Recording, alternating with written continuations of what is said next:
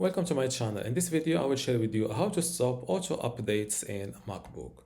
So first, before this, the first step, click on this little Apple icon from this corner, and then click on System Settings.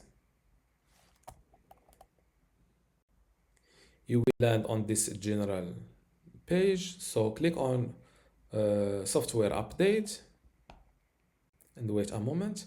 And here next to Automatic Updates, you can either, yes, click on this little icon next to automatic updates, and here you can see automatically download new updates when available. You can check this box to let them automatically download, or uncheck it to stop auto updates. Same thing for the macOS updates.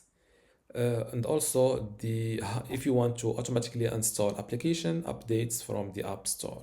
And here you can also let automatically install security responses and system files. Personally, I've unchecked all of those features to not do nothing automatically without me knowing. So this is how to stop auto updates in MacBook. If you still have a question, leave it in the comments below, and don't forget to give this video a like. Thank you.